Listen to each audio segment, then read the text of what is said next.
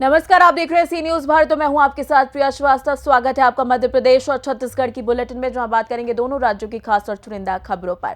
तो बिना देरी किए शुरू करते हैं मध्य प्रदेश और छत्तीसगढ़ बुलेटिन का यह सिलसिला। बालोद जिले के गुरूर विकास खंड से लगे ग्राम पंचायत कंवर में खेत में टूट कर गिरे बिजली के तार की चपेट में आने से टीमन पटेल की मौत हो गई। बताया जा रहा है कि टीमन पटेल खेत देखने गए थे। इसी दौरान बिजली का तार टूटकर खेत में गिरा हुआ था और उसकी चपेट में आने से उन्हें करंट लग गया। टीमन पटेल की मौत के बाद परिवार के सामने आर्थिक संकट खड़ा हो गया है। परिवार में 2 बच्चे हैं, जबकि उनकी मां बीमारी के चलते बिस्तर से उठ नहीं पा रही है और पिता भी पैर की समस्या के कारण चलने में असमर्थ बताए जा रहे हैं। परिजनों और ग्रामीणों ने सरकार से नियमानुसार उचित मुआवजा और परिवार को आर्थिक सहायता उपलब्ध कराने की मांग की है, ताकि बच्चों की पढ़ाई और परिवार का भरण पोषण किया जा सके। बालोद से सी न्यूज संवाददाता रमेश कुमार चेलक की रिपोर्ट।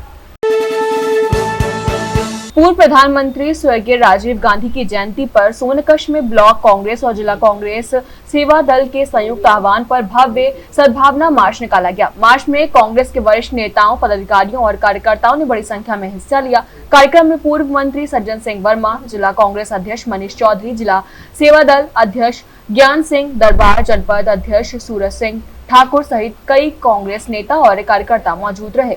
समापन सभा को संबोधित करते हुए सज्जन सिंह वर्मा ने भाजपा सरकार पर निशाना साधते हुए आरोप लगाया कि धार्मिक मुद्दों के नाम पर जनता को गुमराह किया जा रहा है। उन्होंने जंतर मंतर पर युवाओं के आंदोलन का जिक्र करते हुए कहा कि युवाओं और किसानों की एकजुटता के आगे केंद्र सरकार को झुकना पड़ा है।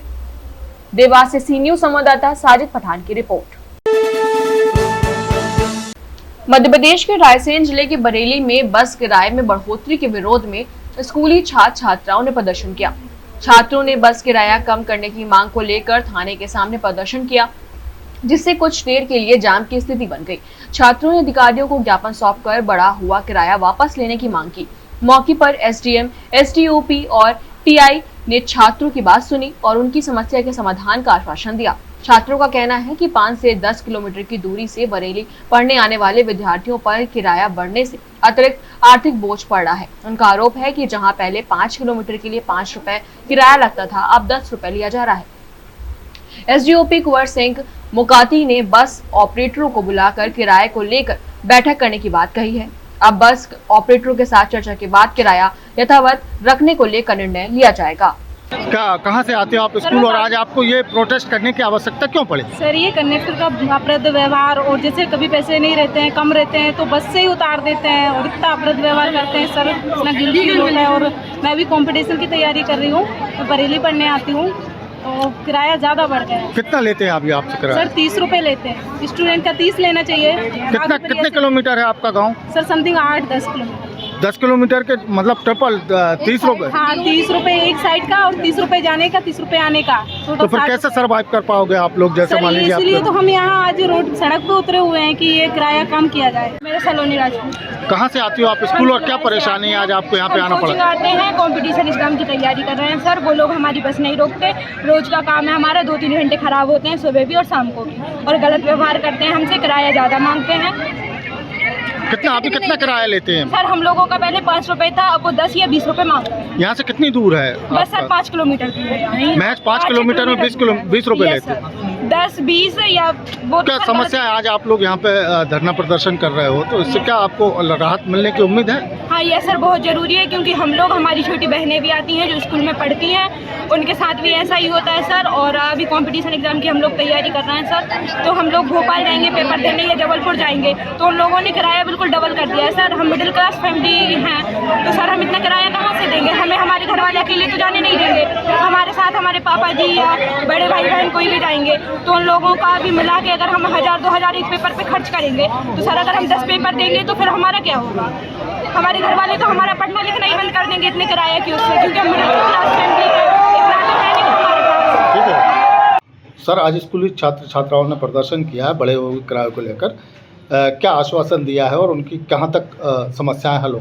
कुछ बच्चों का जो है आज ये लोग प्रदर्शन तो नहीं कहेंगे उसको, कुछ बच्चे आज इकट्ठा होकर आए थे, वो बसों का जो है किराया बढ़ोतरी को लेकर, तो उनको आश्वस्त किया है कि जो बच्चे आसपास से आते हैं बस संचालकों से बात करके उनका उचित कोई एक रीति से उनका हल निकाला जाएगा। रायसेन से सी न्यूज संवाददाता अरशद मसूद की रिपोर्ट। मध्य प्रदेश के रीवा जिले में लगातार करीब 14 घंटे हुई बारिश के चलते शहर के कई इलाकों में जलभराव की स्थिति बन गई है। कई जगह बाढ़ जैसे हालात नजर आए। इसको लेकर युवा नेता शुभम सिंह बघेल ने प्रशासन की कार्यप्रणाली पर सवाल उठाते हुए स्थायी समाधान की मांग की है। शुभम सिंह बघेल ने कहा कि बारिश के दौरान जलभराव के लिए सिर्फ प्रशासन को जिम्मेदार ठहराना उचित नहीं है। उन्होंने प्रशासन से शहर की जल निकासी व्यवस्था की समीक्षा करने और नदी नालों व नालियों पर हुए अतिक्रमण को चिन्हित कर कार्रवाई करने की मांग की है। साथ ही आम नागरिकों से भी जल निकासी के प्राकृतिक मार्गों को बाधित नहीं करने की अपील की। केवल बारिश के दौरान राहत और बचाव की व्यवस्था के बजाय जल निकासी की समस्या का स्थायी समाधान तलाशना जरूरी है। नमस्कार साथियों, मैं शुभम सिंह। आज लगभग 3-4 दिनों से जिस प्रकार से तेज़ बारिश रीवा और रीवा के आसपास के क्षेत्रों में हो रही है, उससे बाढ़ के हालात बने हुए हैं। हम अक्सर देखते हैं कि हर वर्ष तराई अंचलों पर बाढ़ आ जाती है। शहर के जो हालात अभी देखने को मिल रहे हैं, अलग अलग क्षेत्रों से खबरें आ रही हैं, सबकी नज़र होती है छोटी पुल पर। छोटी पुल के बराबर से पानी चल रहा है, जहाँ तक सूचनाएं मिल पा रही हैं।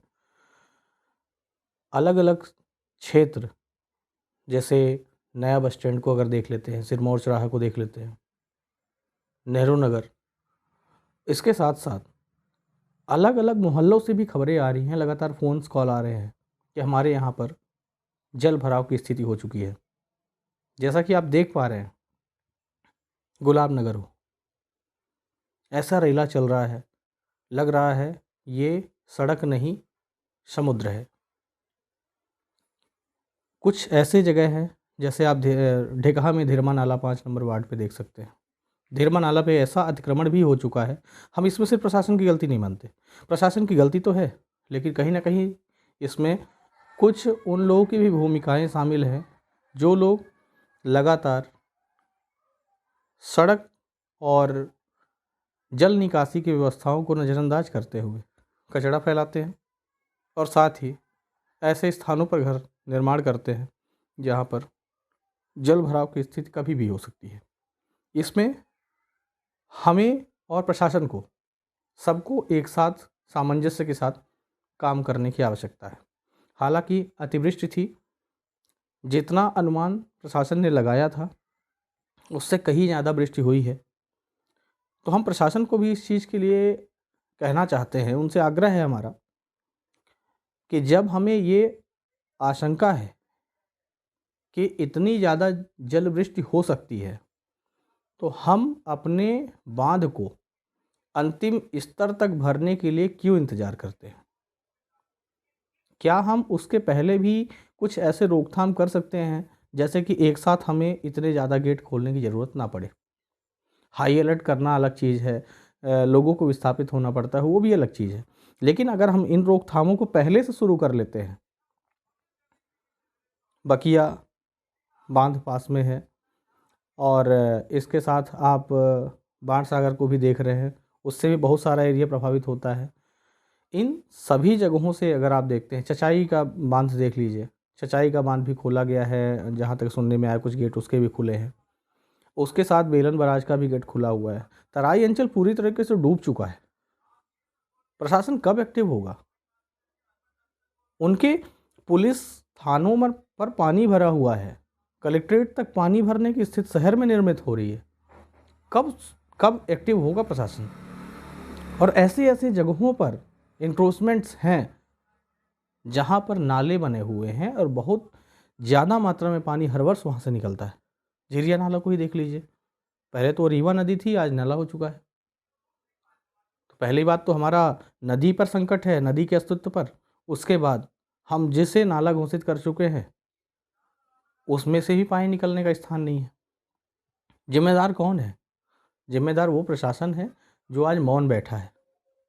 आपदा प्रबंधन टीमें हर जगह एक साथ नहीं पहुंचाई जा सकती, हम इस चीज़ को मानते हैं।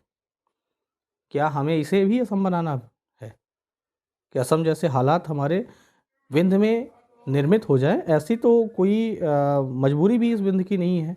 कोई ऐसा हिल स्टेशन भी नहीं है कि बहुत बड़े बड़े पहाड़ हैं, पहाड़ी की क्षेत्र है। तो इन जगहों पर कैसे इतने ज़्यादा मात्रा में पानी का भराव हो रहा है। हमें अभी एक वीडियो आया जिसमें सड़क से आप देख सकते हैं कितनी भयावह स्थिति पर पानी निकल रहा है। सबसे पहले हमें सुबह एक मैसेज आ रहा है कि बुजुर्ग दंपत्ति है घर पर, उनके घर में लगभग 3 से 4 फीट पानी भर चुका है। तो उन स्थितियों पर उन लोगों का क्या हाल होगा। और हम जब बरसात होती है उसके पहले इन सब चीज़ों के लिए क्यों नहीं चेतते हैं कि हमारी ड्रेनेज सिस्टम कितने एक्टिव हैं। सभी नगर निगम ने कचरा कर रखा है ऑलरेडी पूरे शहर का, सीवरेज लाइन के नाम पर और वाटर सप्लाई लाइन के नाम पर किसी भी व्यवस्था को उन्होंने सुचारू रूप से किया ही नहीं। आज ना केवल बाढ़ है, उसके साथ साथ पीने के पानी का भी संकट हो चुका है। एक तरफ हम पानी से प्रभावित हो रहे हैं और अतिवृष्टि के कारण, दूसरी तरफ पानी की सप्लाई भी चालू नहीं है। कई जगहों से फ़ोन आ रहे हैं, शहर से फ़ोन आ रहे हैं कई जगहों से कि हमारे यहाँ पर विद्युत कट गई है, रात से नहीं आ रही है। कहीं ये बोल रहे हैं कि पानी की सप्लाई नहीं आ पा रही है। तो ऐसे में हम किस सरकार पर भरोसा करें, किन प्रशासनिक अधिकारियों पर भरोसा करें, जबकि उन्हें हर वर्ष ये पता है कि इन स्थानों पर पानी भरने वाले हैं, इन स्थानों पर आपदा प्रबंधन का पहले से प्रबंध करना ज़रूरी है। तो क्या सिर्फ आपको सरकारी ज़मीनें दिखती हैं जहाँ पर खाली करा देना है? उन गरीबों के आवास दिखते हैं जिनको बुलडोज़र लगाकर गिरा देना है? आपको ये समझ में नहीं आता कि वो जाकर रहेंगे कहाँ? आपको ये भी समझ में नहीं आता कि जल निकासी की व्यवस्था कैसे करनी है। आपको लूटना है और रीवा गोविंद को बर्बाद करना है। ऐसे नेताओं से, ऐसे प्रशासनिक अधिकारियों से हमारा सिर्फ लास्ट एक हाथ जोड़कर विनम्र अनुरोध है कि इस रीवा को अब डूबने मत दीजिए, क्योंकि एक बार डूबता है शहर तो प्रशासन तो अपना पल्ला झाड़ लेता है, लेकिन जिसकी संपत्तियां डूबती हैं उसके लिए इतना मुश्किल हो जाता है बना पाना इस महंगाई के दौर पर कि शायद उसका पूरा जीवन बर्बाद हो जाए। जीवन भर की पूरी जमा कमाई बर्बाद हो जाती है। इसलिए ऐसी लापरवाहियां तो प्रशासन बिल्कुल भी ना करे। रीवा से सी न्यूज संवाददाता अर्जुन की रिपोर्ट। शमशाबाद ग्राम पंचायत, जीरापुर जनपद पंचायत, नटेरन जिला विदिशा में पंचायत सचिव की कार्यप्रणाली को लेकर ग्रामीणों और पंचायत प्रतिनिधियों में नाराजगी सामने आई है। आरोप है कि 15 अगस्त के झंडावादन कार्यक्रम की सूचना उप सरपंच और पंचों तक को नहीं दी गई। वहीं ग्रामीणों को भी कार्यक्रम की जानकारी नहीं मिली। ग्रामीणों का आरोप है कि पंचायत सचिव नियमित रूप से ग्राम पंचायत में उपस्थित नहीं रहते हैं। ग्रामीणों के मुताबिक 15 अगस्त जैसे महत्वपूर्ण राष्ट्रीय पर्व पर भी सचिव पंचायत में मौजूद नहीं थे। मामले को लेकर अब सवाल उठ रहे हैं कि पंचायत सचिव नियमित रूप से पंचायत में क्यों नहीं पहुंच रहे हैं और राष्ट्रीय पर्व के कार्यक्रम की जानकारी पंचायत प्रतिनिधियों को क्यों नहीं दी गई। ग्रामीणों ने मामले की जांच कर पंचायत सचिव की उपस्थिति और पंचायत के कामकाज की वास्तविक स्थिति की जांच कराने की मांग की है। हालांकि इन आरोपों पर पंचायत सचिव और संबंधित अधिकारियों का पक्ष सामने आना भी बाकी है। मैं ग्राम पंचायत जीरापुर उप सरपंच बाबूलाल मीणा। यहाँ पे सरपंच सचिव द्वारा पंच एवं सरपंच उप सरपंच किसी को सूचना नहीं दी गई कि आज झंडा वंदन है 15 अगस्त। कोई अरविंद रघुवंशी हैं ग्राम पंचायत जीरापुर में सचिव। हाँ, आप ग्राम पंचायत जीरापुर का पंच रणवीर सिंह अहरवार, आज तक ना सरपंच सचिव ने किसी ने मुझे आज तक सूचना नहीं दी है। 15 अगस्त आज झंडा वंदन है, आज भी सूचना नहीं दी गई। आज तक कोई ग्राम सभा नहीं हुई। और सचिव, नए सचिव की जानकारी है? सचिव भी कौन आया है, कहाँ से है, क्या है, कोई आज तक हमें पता ही नहीं है कौन सचिव है। जब ये पंचायत की स्थिति रहेगी तो आगे क्या होगा आने वाली होगी। ग्राम पंचायत में आप क्या हो? आज तुम्हें झंडा वंदन की सूचना दी गई? कोई ने नहीं दी। सचिव एवं सरपंच कोई ने नहीं दे? मैंने देखी नहीं, आई नहीं, कभी नहीं देखी। सचिव का पता है कौन है? पता ही नहीं कौन है कौन नहीं। सचिव का नाम है अरविंद रघुवंशी। हमें पता ही नहीं है बाहर बन गया तो बाहर बन गया। तुम्हारा क्या नाम है? जीतूराम कौन हो? सरपंच साहब। सरपंच हो? सचिव नहीं आया ना, सचिव ने किसी पंच उप सरपंच सरपंच किसी को सूचना नहीं दी? लगा तो फोन कर लगा, वो बीमार है। तो उसने छुट्टी थोड़ी ली है? छुट्टी लाई थी ने। कौन सा सचिव? ये नए वाला सचिव? नहीं, पुरानी लाई थी छुट्टी। नहीं, नए की बात कर रहा हूँ मैं, आज की नए सरपंच सचिव की। क्या नाम है तुम्हारा? मूलचंद जाति? खैरिया। तुमने सचिव देखा है यहाँ? नहीं देखा, कितने दिनों से? मलक देना होगा। जो नौ सचिव आओ है, आज तक उसको देखा है तुमने? नहीं देखा, ध्यान किनारे नहीं था। और आज 15 अगस्त के दिन भी नहीं है उपस्थित? नहीं है, नहीं है।